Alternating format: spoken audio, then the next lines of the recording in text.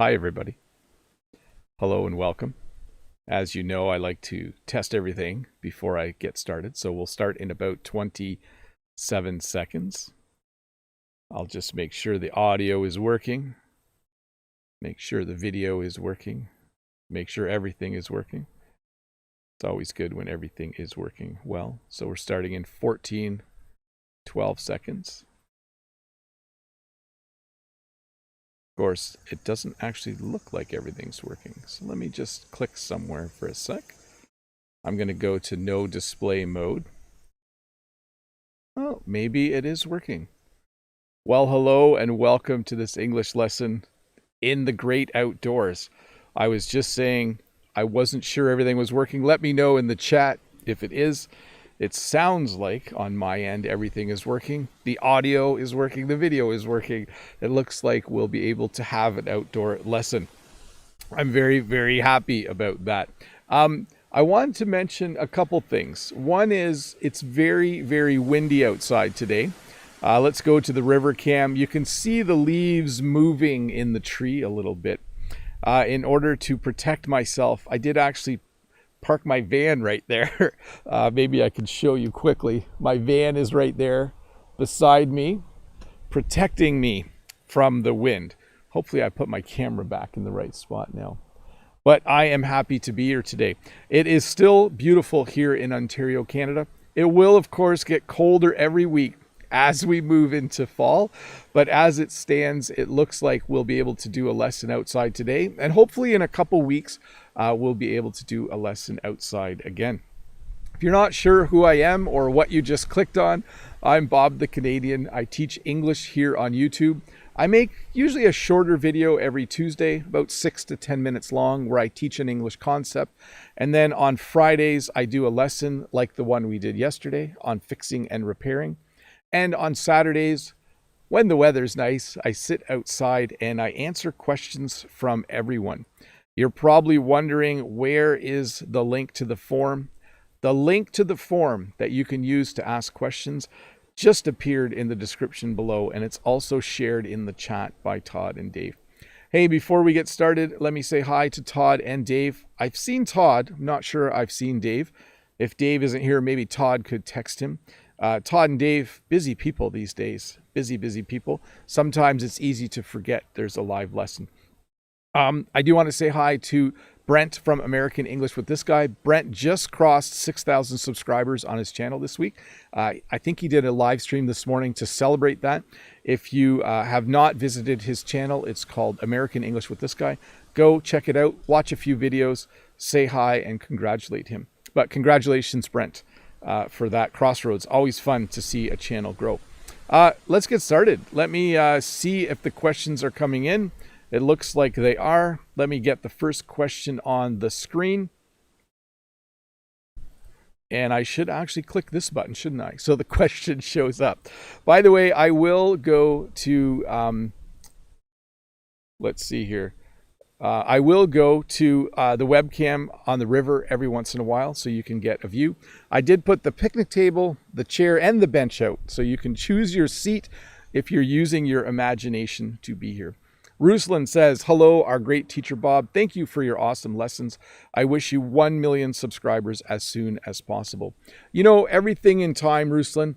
I think for me, I've mentioned this before, it's a little cold out here, by the way. I do enjoy seeing the subscriber number grow, but what I like more is when I see a lot of people leave comments on how a video or English lesson was helpful. My goal is always to make a good lesson, and if lots of people watch it and subscribe, that's a bonus for me. Let's see here. Next question from Mike, and the question is, hi Bob, could you use these in example sentences? To do a 180, slap happy, and to vilify. Thanks. So if you do a 180, it means you change your mind. Okay. So if I was going to vote for the Liberal Party in Canada, and then all of a sudden on election day, I voted for the Conservatives, I would say that I did a 180. In the United States, if you were going to vote Democrat and then you decided on the day of the election to vote Republican, we would say you did a 180. And it doesn't just have to apply to politics. It can apply to anything in life where you change your mind to the point where you go in a completely different direction than people would have expected. And then slap happy is an interesting one. Slap happy is an older word. I think it just means to be very, very happy. I'm actually looking it up for a sec. Let's see here. Because it's not something we use that often anymore. Slap happy, casual or flippant in a cheerful and often irresponsible way. So there you go. Not a very common word for me in these parts. And then vilify. Vilify is when you're portrayed as being bad. Like if the newspaper writes an article and they say things that are really bad about you, you would say that you were vilified. Not a nice thing. Let's look that up as well. To speak or write about someone in a bad or rude manner or disparaging. So there you go. Let me see here. Next question. I once again clicking all the wrong buttons. That just happens sometimes. Mirage has the next question. Let me do an audio check for a sec. It is windy, but I think the van is doing a good job of protecting us from the wind. Let's see here. Mirage says, how would you phrase these two phrases? Hit the spot and hit the mark. So sometimes I'm really thirsty in the morning, and then I work and I go and I get a big cold drink of water and it hits the spot. So often when you are thirsty and you have a drink, you'll say it hits the spot. When you hit the mark, it means you did what you expected to do. So a good example would be yesterday, I did a lesson on fixing and repairing and I hit the mark. That means the entire lesson was about fixing and repairing, and I think I did a good job on it. By the way, if you didn't see that lesson, you can still watch it. It's up on my channel, and a shorter version of it will be out tomorrow. I'm going to make sure I don't skip questions either. I know yesterday we had a problem with the mouse. I'm using a different mouse today, so hopefully that helps. Next question is from Lysianthus. Hi, sir. Have you ever been to Vietnam? If yes, what? I'm going to rephrase this. What did you find the most attractive? I have not been to Vietnam. I'm sure if I visited, I would probably love the food. I would probably love the city. I would probably love the people a lot. I'm sure it is a beautiful place to go. Let's see here. Next question from Sarah. What's the difference between in time and on time? And what does it mean when they put to see a boat hit another boat? So it's kind of a little bit different in that sense. Hopefully those two examples help you piece that together. Next question from Nishant. How can I work on my English grammar? So there's a couple ways to work on grammar. One theory is to just do a lot of listening and do a lot of reading, and you will kind of absorb the grammar rules. As you get a lot of what's called comprehensible input, your mind just starts to figure it out a little bit. I think that's true, but I also think it's very worthwhile to read and study grammar specifically.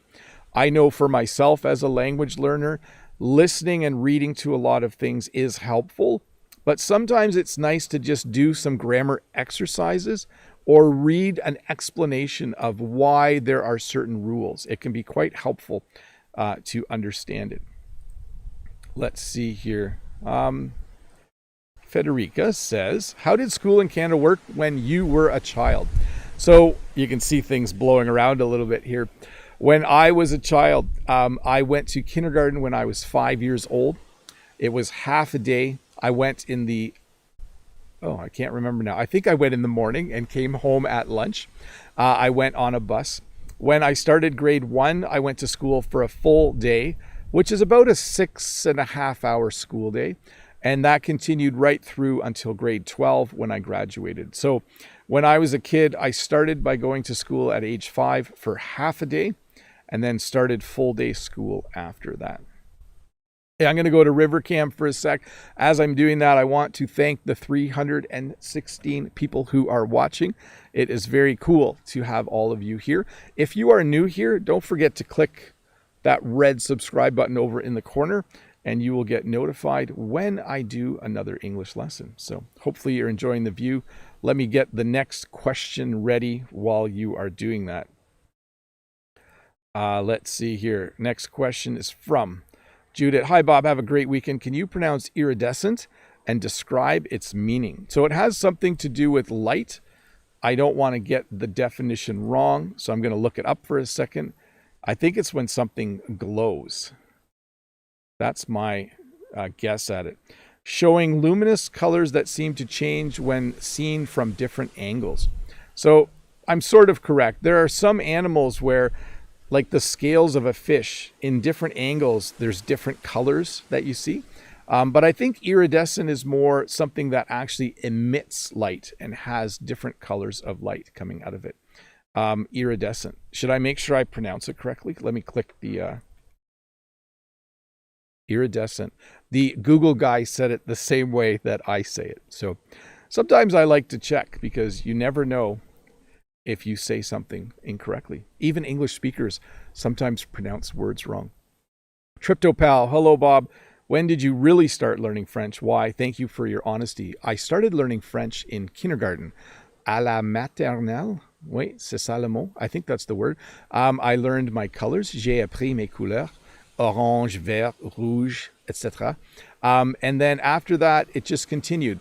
In Canada, English-speaking children learn French at every level. So you learn a little bit in kindergarten, and then from grade 1 to grade 9, for about 8 years, you have French for about 20 minutes twice a week. So it's not a lot of language learning, but it's enough to learn your colors, your shapes, how to describe the weather, how to tell what time it is, how to ask for directions, tous les petites choses comme ça, all those little things.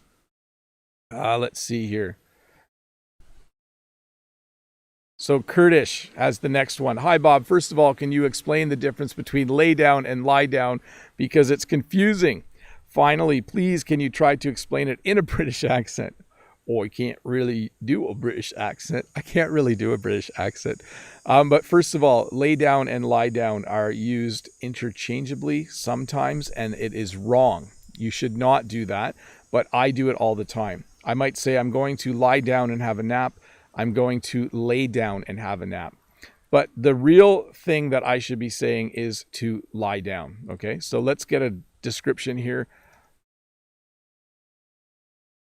Again, in informal speech, many English speakers use these incorrectly, including myself. Okay, so the real way that you use lie down, and there's probably many explanations out there. When you lie down, you yourself are lying down. But I can lay my phone down on the table, okay? So the best way to think about it is to lie involves the person's body, and to lay involves something else, okay? Let's see here. I'm just reading up to make sure. Yeah, so the boy laid the newspapers on the stoop. On rainy days, I like to lie on my couch. So there you go. Let's get to the next question. Freddie from France. Did I do that correctly? I think I did. Hi, Bob. I lately read the phrases once in a blue moon, that the last strain, tie the knot. What do they mean? Thanks a lot. So once in a blue moon means occasionally, but not often at all. So once in a blue moon, Jen and I go out for dinner. That means that we go out maybe every couple of months. It's not very often, but once in a blue moon, my brother, who lives very far away, will come and visit. The other one, the last strain, I think you might mean the last straw. And the last straw is when someone does something, they do a number of things that annoy you, but the very last thing they do makes you angry or upset. It was the last straw. And tie the knot means to get married. I'm not sure if any of you knew that, but when two people tie the knot, it means that they get married. I think we use that quite a bit. Like, I was at a wedding a few weeks ago where a young couple tied the knot. They got married. Hey, I just need a sip of water and we'll get to the next question. And let me do a little audio check at the same time. Oh, you guys can hear the ice cubes. You can hear the ice cubes in my...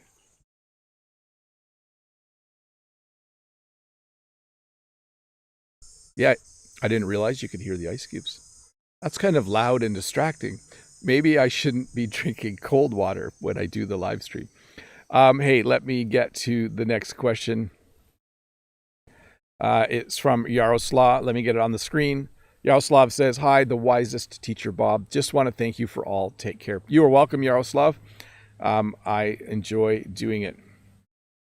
Next question is from Margot. Margot says, "Hi, Bob. Please explain how to use to get used to versus to get attached." When you get used to something, it means that you know how to use it, or you don't mind the effect it has on you. How would I describe that? When it's hot weather, you get used to the hot weather after a few weeks. Initially, hot weather is very hard to be in. It makes you really warm. But after a few weeks of hot weather, you get used to it. It doesn't bother you anymore. When you get attached to something, it means that you really like it. Like, I bought this phone a couple of years ago, and now I'm attached to it. When you get attached to something, it means you really, really like it. There's more emotion involved. Second part of the question, my second question is, would you rather use to get worse or to worsen? Thank you. Usually I would say things get worse. I hope things don't get worse today. It's quite windy right now. I'll let you have a look. You can see the leaves moving a little bit, but I hope it doesn't get worse. If it gets worse, I might have to stop the live stream early. I don't think I would ever do that, though. I'll try to keep going no matter what the weather is like. Although if it rained, I might have to go inside. Next question is from Chu. "Hi, Teacher Bob. I have a question. If I can understand all topics that you did before, what level do I have in my listening? A1 to C2? Which one is mine? Thanks." So I can't say specifically, but if you have no trouble understanding me during my live streams and during my videos, you are definitely probably around B2. Definitely, probably. You're not in the C1 because I am not speaking my full speed when I do these lessons. I'm speaking about 10% slower, and I'm intentionally pronouncing everything correctly.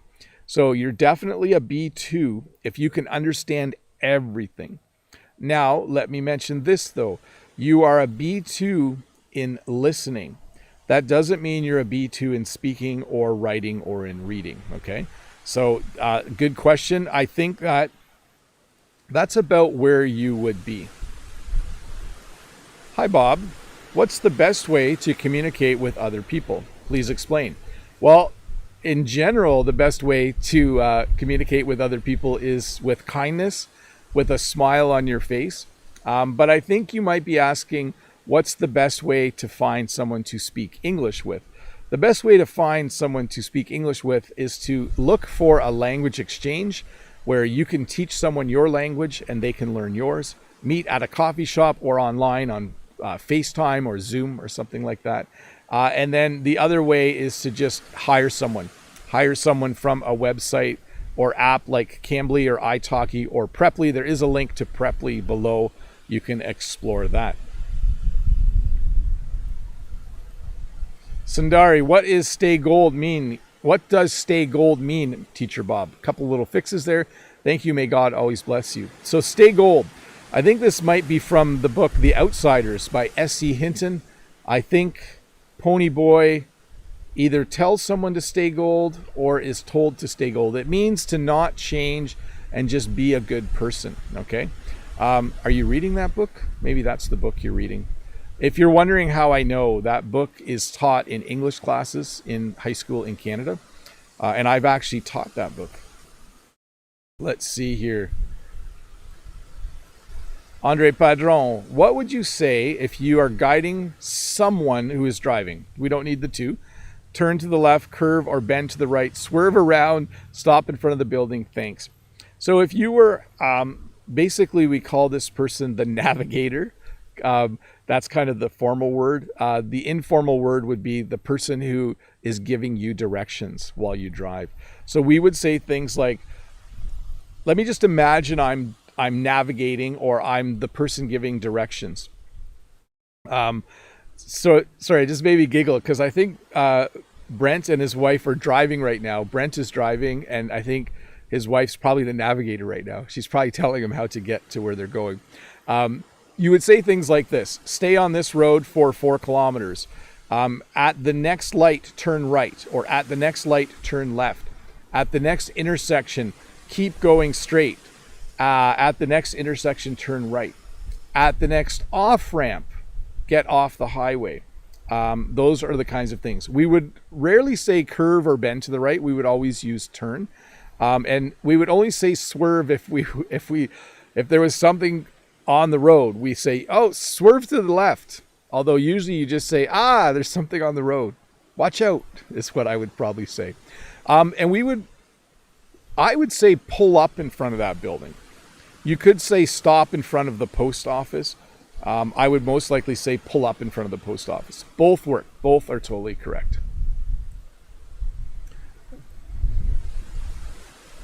How windy will it get? That's the question. I'm not sure you can actually hear the wind. I have the microphone set to only activate when it hears certain frequencies, so you might not hear the wind, but it's definitely windy here. Let's get to the next question. Mode has the next question.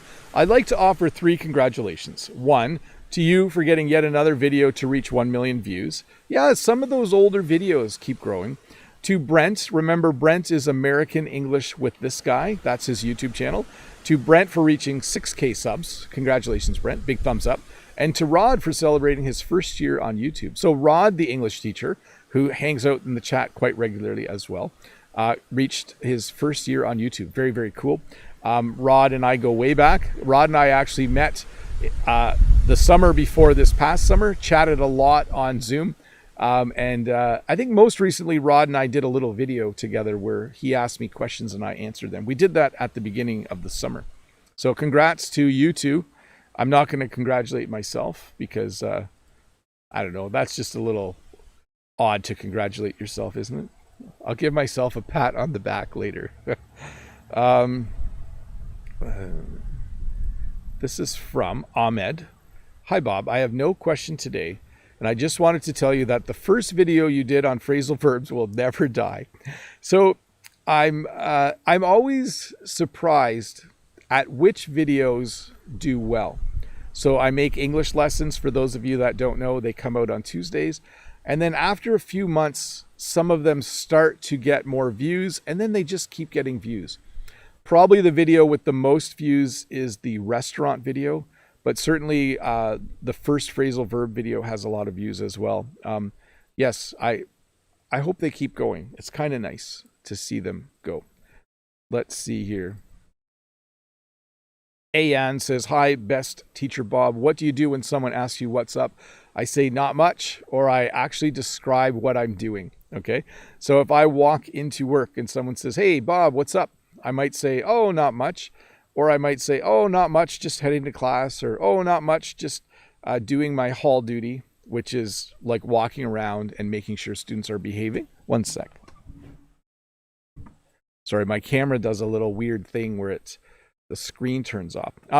So those are the 2 things I would say. I would either just say not much, or I would describe, I might say not much and then describe what I'm doing.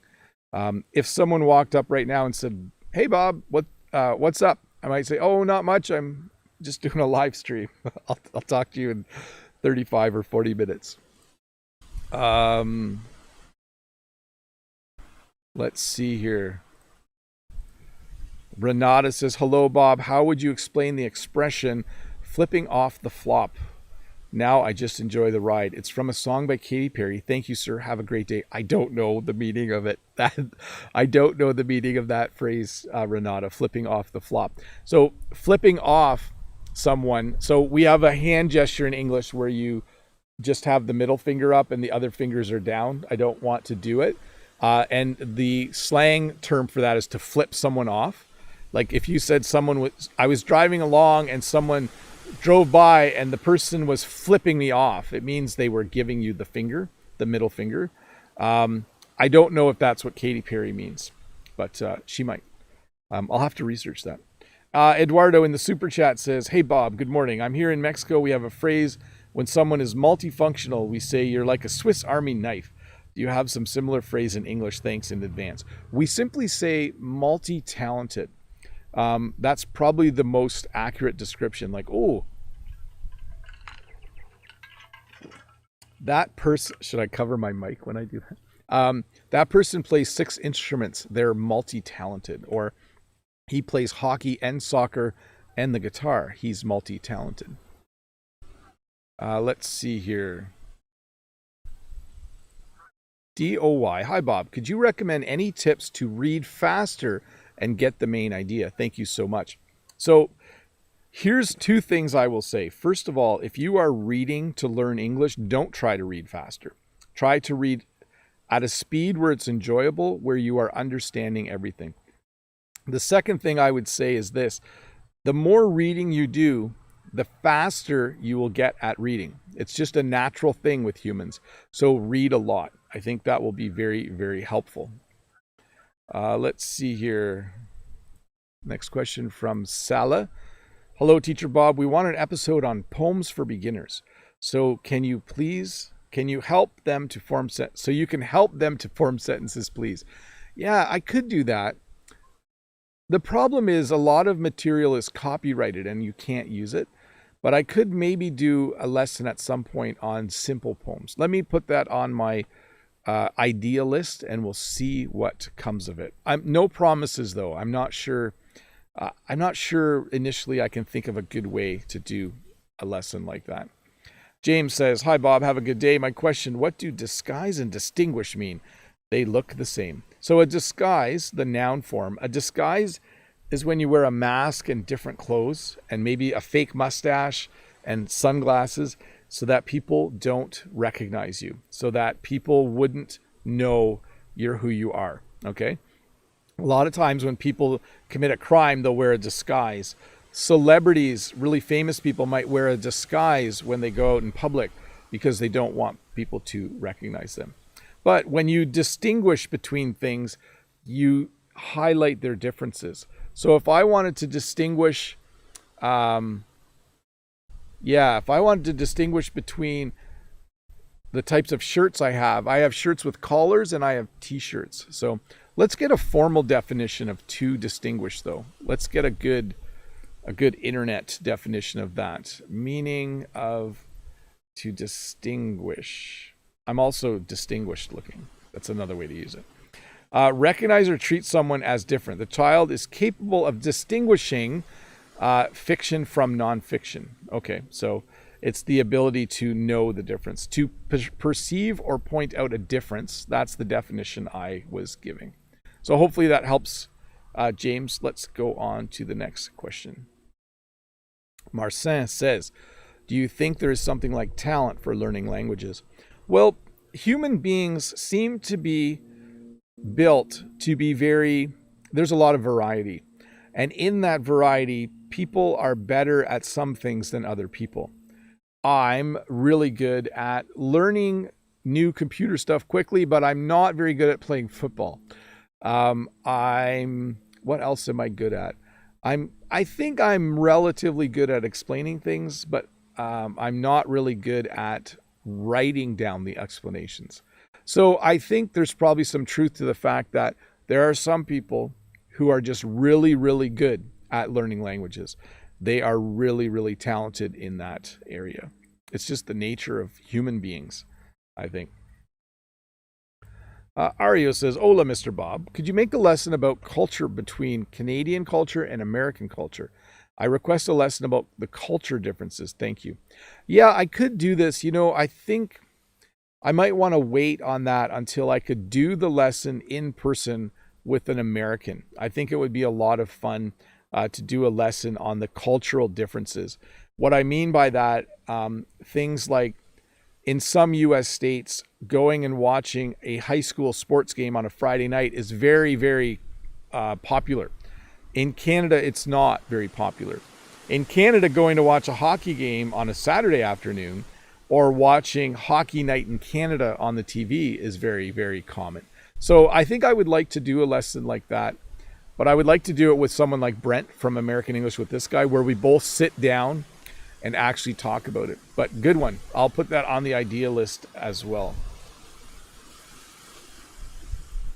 Let's go to no display. I think you can actually see you can actually see the back of my van. I must have moved the camera at some point. And let's go to the river cam for a little bit. I do want to thank the 428 people who are watching. I do need to make a little switch here to members only chat mode for a sec. But I do want to say, if you are new here, don't forget to click that red subscribe button over by the taillight on my van somewhere. There's a red subscribe button. And let me get my settings up on the screen here. There we go. And there we go.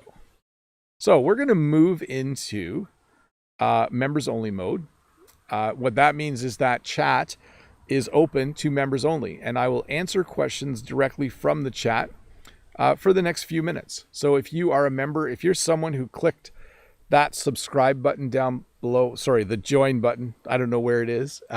Thank you so much for doing that. And if you have a question, please put it directly in the chat and I will answer it.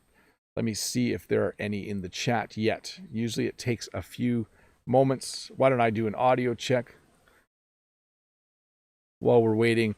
It looks like Linda is saying to Maria C, it's an Italian restaurant. So they're having a nice conversation. It's probably going to make me hungry. And then Modag says fist bump. So a fist bump is a new way of congratulating someone. If two people meet and they do that, it's different than a handshake. It's safer than a handshake right now because we're in a pandemic. Okay, Moto Explorer. Hi, Teacher Bob. My question, how to overcome shyness and start a conversation with random people, which is the easiest way to make a friend? So I don't know a good answer except to, in a nice way, if the person is doing something, ask a question about what they're doing. So here's two examples from my own life. I was walking by the lake and a man was fishing. And I started a conversation with him by saying, did you catch anything yet today? Another time I've lost the second example in my mind. The other time I was on a hike and a person was walking by and they had the same camera that I have. And I said, hey, are you out taking some pictures? What do you usually take pictures of? And he said birds, and then we started talking about the camera. So there's not easy ways to start conversations with strangers, but that can help. Julia, hi teacher. Could you please explain how YouTube works? I mean, what do they approve the most? More likes or more comments or more views? YouTube likes it when people watch the entire video. The best thing you can do if you want a video to be successful on YouTube is to create a video that's interesting, that people watch from the start until the end. Likes, comments, those all help a little bit. But when my videos come out, if all of my subscribers watch the entire video, that tells YouTube that it's a good video, and then YouTube starts to show it to more people. So that's the secret, Julia. Betty Lou, hi Teacher Bob. Would you mind randomly sharing some English words which you like the most? Plus, can you name 3 things you think it's important for language learners? Hope you are well. I think I like a lot of words. What word did I hear the other day? Newfangled. So someone saw the computer I was using and said, is that one of those newfangled laptops? When you say newfangled, it means like brand new or interesting. And it was actually not really a new computer, but they thought it was newfangled. And then 3 things for learners. I don't have 3, I have 4. Read, write, listen, speak. Make sure you do all 4. They all are very, very important. Maria C. Dave the Canadian. Awesome. Of course, I will be the Spanish moderator if I can help. I'm always ready. Awesome. And then Lolly, who's been a member for 20 months. Awesome. That's great. Lolly says hello from France. Hi, Lolly. It's good to hear you say hi, and it's good to see you. Let's see here. Nightbot putting the chat question up. Vladimir, hello, Mr. Bob. I wanted to ask you about the flap T sound. Do you use it in such words like winter, eater, like weed eater? Daughter, that's my struggle now. Thank you. So winter, I say a hard T in the winter. I don't soften it. But in words like eater, you can hear it sounds more like a D. And daughter, it sounds more like a D. So tricky. You need to find a list of those, and that can be very, very helpful. Modags giving the fist bump, strong arm, sunglasses. Look, I think that's what I'm seeing. Julia, I just wanted to say welcome. Lolly, lolly. There you go. Eugene from Etobicoke says, good morning, Mr. Bob. What's the occurred events happening in the economy, like black swan, gray rhinoceros? Thanks. I don't know much about that. All I know is with the stock market, when there's a bull run, I think things are going up. And when it's bearish, I think things are going down. Modags, hi, Mr. Bob. Wait, I just clicked something and everything scrolled. There we are. Hi, Mr. Bob. Studies have shown that what causes the ice cubes in your water bottle to melt is neither water nor the ambient temperature. It's rather the warmth of your good heart. It's the warmth of my hand. That's what it is. When I put my hand on the bottle, not sure if I'm making ice cube sounds and slurping sounds. Let's see here. Hi, Bob. If you like to say, hey, folks, means friend. Yes, I use folks because I'm old and I like the sound of it, but it means younger people might say, hey, guys, or hey, everybody, but I just say folks a lot. Hey, folks, we're going to have an English lesson today. Get ready. Sita. Hey, Bob, thank you for your great work. I'm very happy I could be here yesterday and also today. That's awesome. Good, Sita. It's good. It was good to see you yesterday. When we did the lesson on fixing and repairing.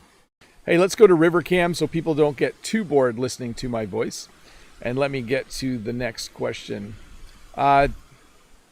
Tin says, hi, Teacher Bob. Do we have to learn all the tenses? Those confuse me. So yes, to get by though, you only need to learn 5 or 6, but it is important to learn them all. What I will say is this, once you've learned a few of them, it gets easier to pick up and learn the other ones. Let's see here.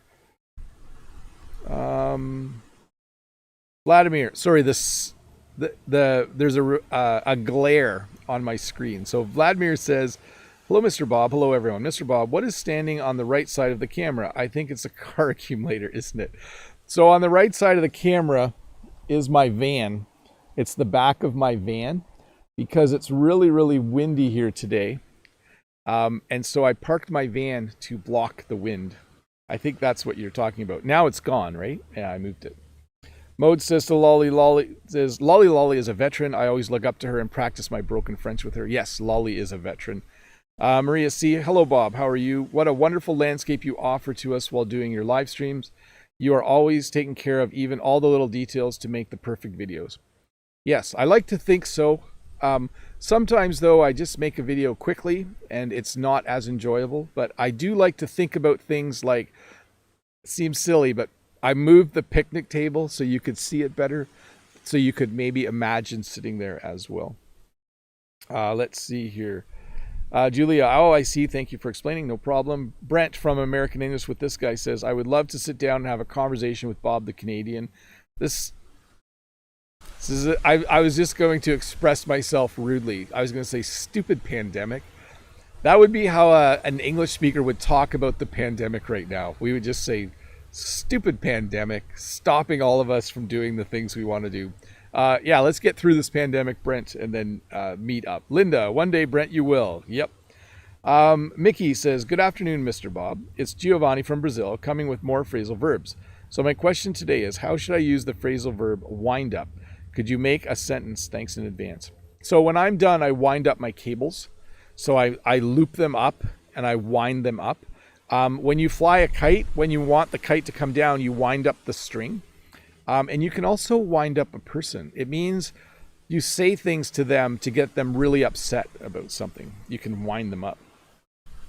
Mode says, I look forward to that. That'd be fun. Rod says, Mr. Bob, how is it coming back to work in person? Have a great weekend. It was good, Rod. I really enjoyed my week. It was a nice time at school. I really liked the classes I have, and the students seem to be awesome. Moto Explore. Oh, and Rod, have a good weekend too. Moto Explorer, thank you. I will try it out. Which one is correct? Make it worse or make it worse or make it worse? They look the same to me. Moto Explorer. Make it worse or make it worse. Yeah, they look the same, and I would use both of them. Okay. I hope it doesn't get worse out here. And if I move the van, that would make it worse. Let's see here. Linda says, Bob. Oh, where did that go? You guys are quite chatty today. That's awesome. Linda says to Mode, Bob didn't appreciate your poetry. Sorry about that. Julia says, I usually say welcome when new member shows up in a green line. Yes, I appreciate that when people do that. Mode says it's a good way to remind people to stay hydrated. Yes. Oh, I didn't know there was an ice cube emoji. Brent's thanking Mode. Panthera Nori is here. Hi, Panthera. Good to see you. Hello, Teacher Bob. Hello, everyone. Thin says, thank you, Mr. Bob. I'll try my best. Betty Lou. Hi, Teacher Bob. What's the difference between decrease and reduce? Also, do you find it hard to speak French while you're a beginner? Or maybe writing is most difficult part? So I've been eating too much. I need to decrease the amount of food I eat. I need to reduce the amount of food I eat. I think we use reduce more. I think they're fairly equal. But yeah, I definitely I need to eat less this week. And then, yes, it was most difficult for me to speak when I was a beginner. It was easiest for me to read when I was learning French. Mirage says, middle finger to the know-it-all. So Mirage is, I saw Mirage post this a week ago too. The middle finger is considered quite rude, Mirage. So I'm not sure who you're directing it at. I'm not sure who is the know-it-all, but when you give someone the middle finger, it's the same finger I talked about earlier. It's a rude gesture in English. Vladimir says the weather looks like it's warm. It's somewhat warm, but the wind is quite cool. Let me see here. Mickey says to Brent, I watched your live with Vanessa. That was so funny. Very cool. Let's see here. Merci, Modeg, pour ces gentils paroles. Thank you for the kind words. That's nice. Linda, sometimes I feel like when Mr. Bob starts reading my long comments, he just wants to get this over with. I don't blame him, honestly. No, that's not true. Hey, I am going to... I do like reading all comments. It's not a problem. I am going to go back to normal chat, and then I'm going to try and answer a few more of these members only. Fixing and repairing was my topic, and I missed it. I'm a mechanic, by the way. It was fun, by the way, to talk about fixing and repairing. Sorry you missed it. C'est un plaisir. Just a few chats going down. And then the very last one, sorry, I skipped a few. The last one from Santi is, it's nice to see how shiny and windy there, and it's raining here. So yes, sometimes we have a beautiful day here, and in other parts of the world, it's a little different. Hey, I do want to say thanks to the captains for the 99-cent super chat. Very, very cool.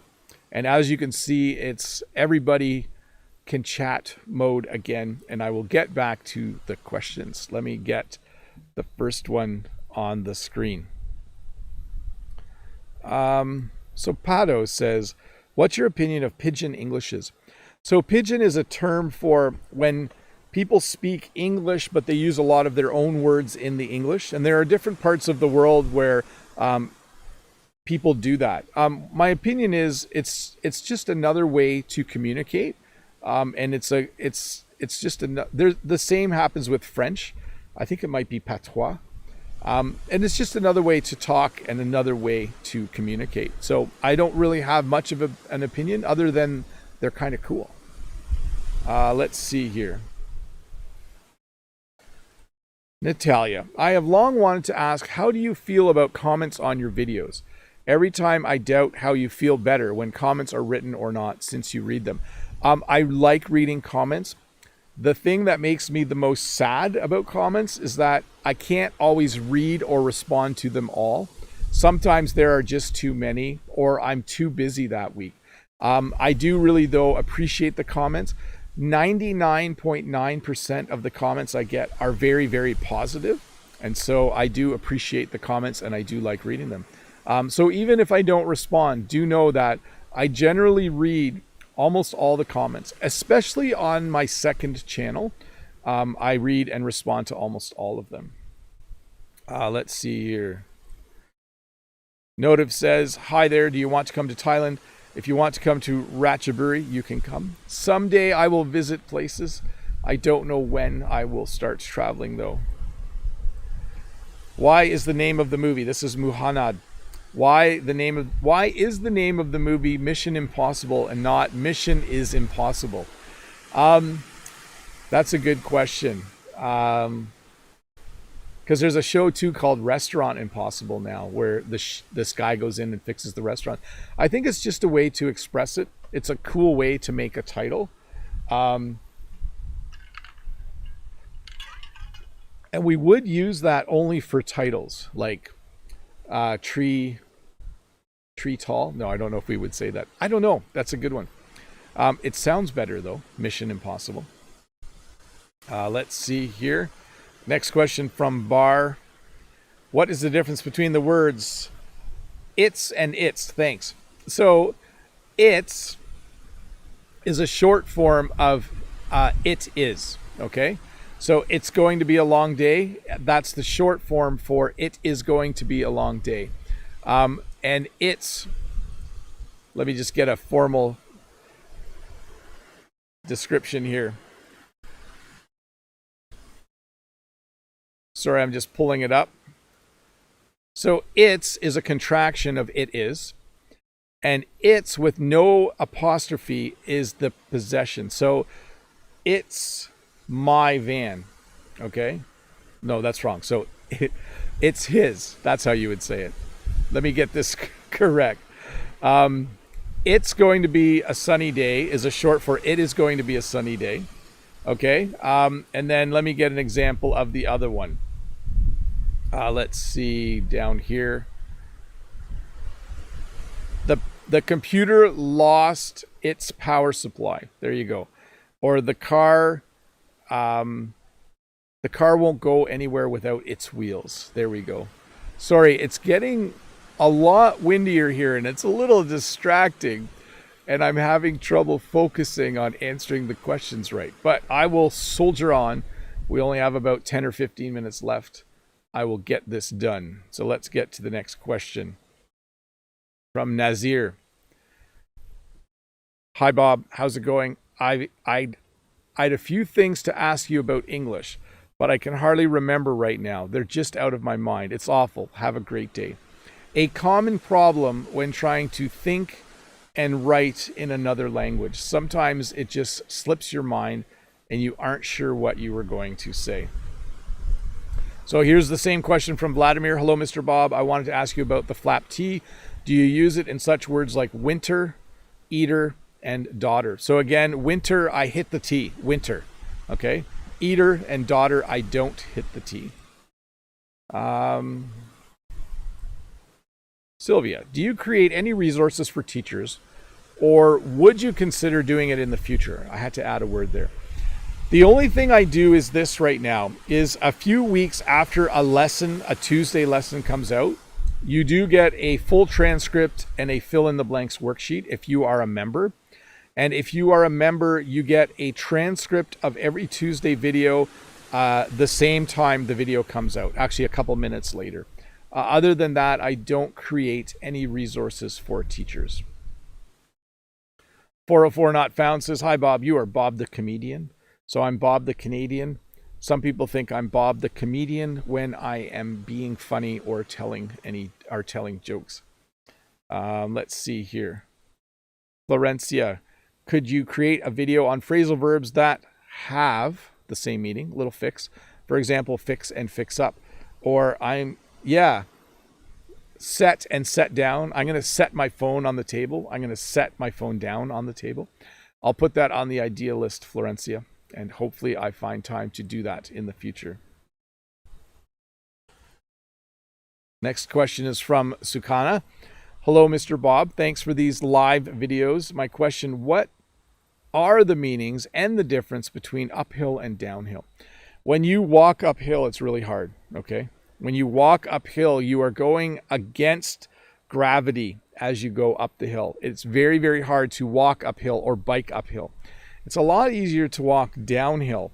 It's a lot easier to bike downhill because gravity helps you. So that is the difference between the two, uphill and downhill. Woody says, hello, are these words mustache and beard the same meaning? I saw one sentence in my lesson. My wife doesn't like my mustache and beard. So this is my mustache. I did shave earlier this week, so it's not as thick, but this is a mustache.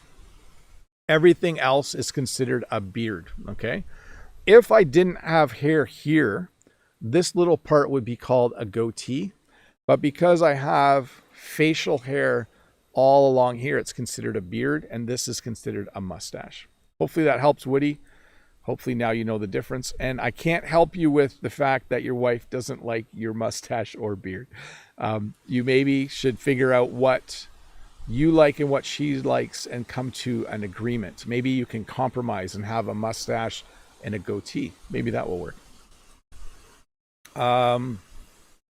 Matt says, I lecture English lessons online. How can I become a better teacher? I would extremely appreciate some of your tips. Number one, don't waste anybody's time. The shorter the answer and the shorter the explanation and the clearer the explanation, the more people will like it. If someone asks a question and it takes you 30 minutes to answer it, bad idea.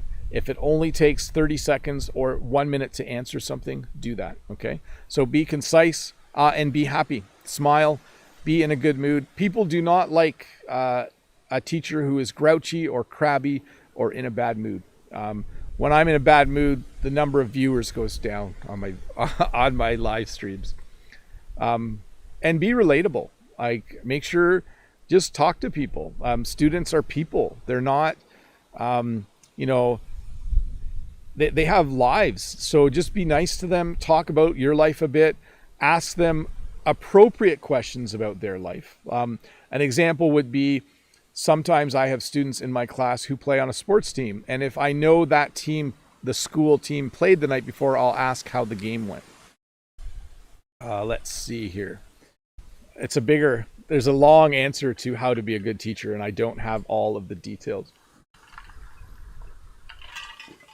A small worker from Earth. I think something landed on my head. Hi, Bob. Can you show me how to use function in a real sentence? Also, please pronounce basically and exactly. Thank you a lot. Thanks a lot. Function. So the function of this camera is to take my image and put it online. That's the function of that camera. The function of this microphone is to pick up my voice, and it goes through this wire and eventually it comes out your speaker. That is the function of those two devices. The function of my van is to take me places so I can drive and go places. So basically, that's how to use function in a sentence. I hope I explained it exactly the way you wanted. There, I used the two words at the end again. Me says, hi Bob, what's the difference between either and neither, either and neither? There's two pronunciations. I will just use each of these in a sentence, okay? My brother doesn't like pizza. I don't like it either, okay? I don't like driving on the highway. Jen doesn't like it either. Neither is something that you would use usually to start a sentence, like neither my brother nor I like skydiving, okay? So there's a couple example sentences. Hopefully that helps a bit. Let's see here. Next question is from Nat. Hi, Mr. Bob. Glad to see you again. Could you please explain what is and how to use literally and apparently? Thank you and have a pleasant day. So literally is when you're saying something that's factually true. So if I said this, it's like the wind is blowing 100 kilometers an hour out here, I would not be speaking literally. But if I had something that told me the wind speed and I said, the wind is literally blowing 40 kilometers an hour right now, it means that I'm saying a fact, okay? If I said there were literally 1,000 people at the mall yesterday. It would mean I counted all the people. Okay. And then apparently we use this to start a sentence to talk about a truth that we've just discovered. Like, apparently my sister went to Holland last year. She didn't. That's a lie, by the way. But as an example, I could say, apparently about 20 minutes after I start my live lesson, the number of viewers goes up because YouTube tells people I'm doing a live stream. Apparently putting weights on the my camera and my tripod was a good idea because it hasn't blown over yet. So there are some examples for you. So this is from Thip. Hello from Laos. How do you distinguish can't and can? Well, it's really easy to distinguish can't and can when English speakers speak very slowly and pronounce everything. So when it rains outside, I can't do a live stream outside. So I tried to pronounce it really well. But at my normal speed, I would say this. When it rains, I can't do a live stream outside. I am saying can't. It's just that I go so quickly you can hardly hear it. So you have to kind of understand the sentence sometimes. Obviously, I wouldn't say, if it rains outside, I can do a live stream outside, because I can't. So you sometimes just have to listen to the sentence to distinguish between the two. It's very difficult. It's similar to men and man. Like there were two men and one man. It sounds somewhat similar. Let's go to the next question. This is from Nancy. I have a question. What's the difference between what's in the box and what is there in the box? Are both okay? Thanks in advance. Yes, for sure. Sorry, it's getting near the end of the hour. Gonna have to wrap this up soon before I strain my voice too much. Yes, you can say both. If someone had a box, you could say, what's in the box? Or you could say, what is there in the box? I would probably say the first one, but neither is incorrect. They are both correct. What is there in the box? Yeah, there's a little more emphasis on that one, but they definitely both work. Next question from Orsi. Hi, Bob. What is the difference between cellar and basement? So first of all, cellar, we have to correct the spelling. It's C-E-L-L-A-R, okay? A cellar is a room in a house below ground where people usually store like canned food or fruits and vegetables. We usually call it a fruit cellar as well. In English, a basement is simply a floor of a house that's below the ground. And it could have bedrooms, it could have a bathroom. But a cellar is more of a place where you store things in a house. Let's see here. Giacomo says, if I apply your English study plan every day, plus comprehensible input, in what time, I'm going to fix this, how long before I'll know English? Currently, I am level A2. So Giacomo, that's hard for me to say because I don't know how quickly you learn English. Earlier, we had a question about whether some people are more talented than others.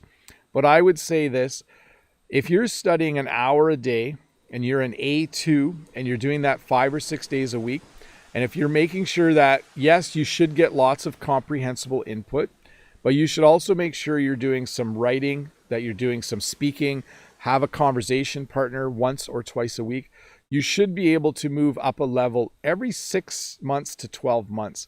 But again, you really need to hit the books to move up a level. So again, I don't know what your level is or how good you are at learning, but certainly getting to level B1 and B2 is doable with about an hour of study a day for about 6 months to a year.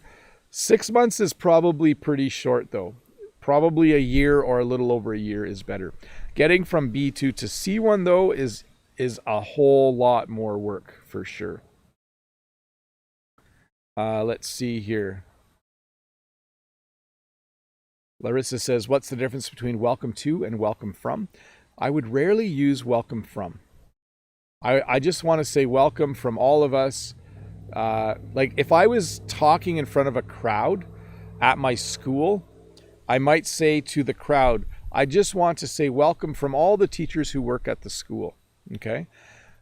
Far more common is for someone to say welcome to. I often say welcome to this English lesson, and then I say the topic, welcome to my house, welcome to the great outdoors, welcome to the store if I ran a store. All of those things would be a way to say welcome. But hey, one last look at the river cam, and then we're going to go to full display mode for a sec, and I'm going to wrap up this lesson. Thank you to all of you for hanging out. Thanks for taking some time to ask some questions. Once again, I apologize that I didn't get through all the questions. There's about 20 left. I don't really have time to answer them all. Hopefully you enjoyed the day or the lesson and the morning. I do want to say bye to a few people in particular. I have to hold up my hand so I can see my screen. Bye to Dave and Todd. Thanks, Dave and Todd, for helping out. Bye to Thin Lee. Bye to Brent from American English with This Guy. Bye to Julio Elise and Mode Eggs. And I know that Ario is here somewhere. I know that Judith is here somewhere. Bye to Eduardo and New Ho and Panthera. And there's too many names and it's hard to see them all. So I'm just going to say bye to everybody. Bye, everybody. Thanks for watching. Let's go to river cam mode for a sec just so you can see. No boats this weekend. I know last week we had the joy of seeing one boat go by, but none this week. Anyways, thanks for hanging out. Thanks for learning a bit of English. I'll see you Tuesday with a new video, next Friday with a new live lesson, and next Saturday I won't see you because remember I do 3 Saturday lessons and then I usually take a week off. So new video Tuesday, live lesson Friday. You won't see me next Saturday. I'll be relaxing. No, I won't. I'll be doing some kind of other work.